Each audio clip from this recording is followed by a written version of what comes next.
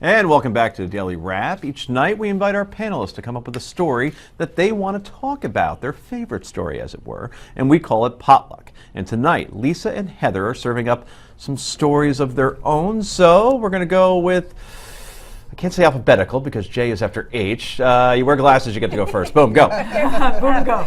Well, this is graduation season, and if you are attending a graduation at one of our country's universities or colleges, you will most likely hear from a liberal speaker at commencement.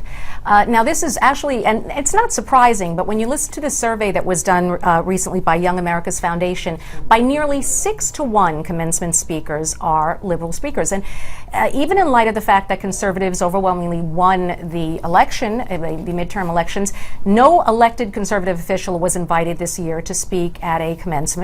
And also, when George W. Bush was in office, 14 Bush officials were asked to speak, were invited to give commencement speeches during that 8-year period. 9 Obama officials were invited just this year alone.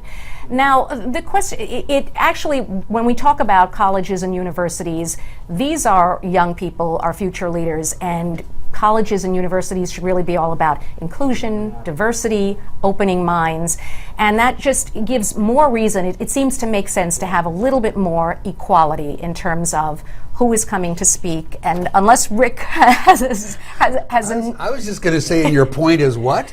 my point is that this shouldn't be this way. In other words, Well, there but should be more. Do you know why it is? Well, because I guess the colleges, the presidents pick. No, they pick people that the students want to hear. And let me take this back to a point I made earlier in the show. This is why these kids will not be voting for Marco Rubio. They aren't conservatives. They may grow up to be conservatives, but they aren't yet. The kids are not choosing the speakers, though. But they choose the faculty. Right, but the faculty is overwhelmingly choose, Democratic. Right, exactly. I understand, but they choose the ones the kids want to hear. They don't want to pick people that the kids go, yawn, I don't want to go to graduation. Okay, but the faculty picked Condoleezza Rice at Rutgers, Yeah. and then students protested. A But very, the faculty, very small fraction. What And they- happens, and she- and that's she- what and happens she when left. you pick people But that why they don't shouldn't want to they- hear. Yeah, But I but think that's that Who's it's they, though? Again, The it's a kids. vocal 30 minority, kids a minority, protested in that again, case. a Well, yeah, vocal but- minority. And I think that a lot of the people who are conservative on college campuses are afraid to say They- so. they There's are. a real problem with free speech on college campuses They weren't afraid right to now. say so when I was at college. Well, I but had- They I are, knew because my daughter conservatives. was she graduated last year from Fordham, and she used to say to me, Ma, I can't speak out that I'm conservative. What did she think would happen to her? She did. She would be made fun of. She would be spoken to as if she was ridiculous for having conservative viewpoints. How could you believe in? Well, that's not How good. could you? And But that, she that ought to do happened- it anyhow, And that precisely happened for to that her. reason. And so and as a young female, she became often intimidated to speak vocally about it. I think in the end, it's not so much a political thing. They want to hear from celebrities. Yeah, They I want to think hear that's- from the big Yes. guns. Like Very you true. get Oprah John there. Bon Jovi is at Rutgers this year, and They got Bon Camden. Jovi? Yes. They had Snooki speak one time, but not at graduation. Some speech they paid her So much for $100,000 records. for. Really? Yeah, Yes, the they Snooki. did. Oh my They did. gosh. And her Yeah, speech yeah. was, live life to the fullest and go get drunk tonight. Who did you have at your graduation? Jim Henson. Who did you have? Don't remember. Who did you have? Mario Cuomo. Oh, I had Jack Nicklaus. Wow, that's Wow. Because he's a Buckeye. Because he's a Buckeye. And he grew up in Ohio, and he's built about Yeah, he went 1,000 to golf Ohio courses there. State, yeah. That's right, Heather. cool.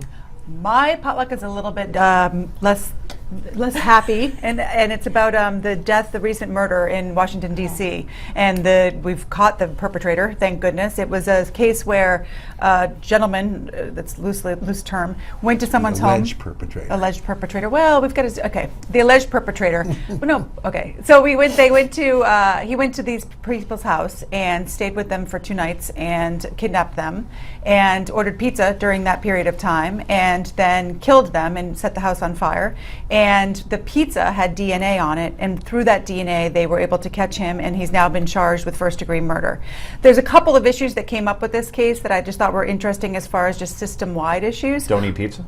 No, pizza is not the problem. Although the DNA thing is very interesting because I think all states now have a rule that if you are convicted of a crime, your DNA is taken and it's saved so that you can then be in the system. Because 70% of crimes are committed by 6% of criminals. When you think about that and the repetition there, it's really important to save this DNA. However, it's not in all states. A lot of states, if you're arrested, you don't get your DNA taken. So I think that's one thing that we need to fix. The other thing that amazed me is 5 years ago, this same guy showed up at the person who was ultimately died, his place of work, with a machete and a beer. And he pled to an open container infraction as opposed to having some sort of a conviction or something for the machete. And when we talk about criminal justice reform, it just seems to me that a lot of people who are smoking pot maybe can get out of jail, so we can put people with machetes into jail. I just want to say, absolutely brilliant police work by the police absolutely. there. Kudos to them. Incredible work. And it tells you, eat the crust, because it was on the crust. It wasn't on the other part, obviously. doubt. Repeat that stat once again before we go to break. 70% of crime is committed by 6% of That's the amazing. criminals. Right. Wow. Something to consider. Anyway, coming up next, it's yay or nay. Happy times. Stick around.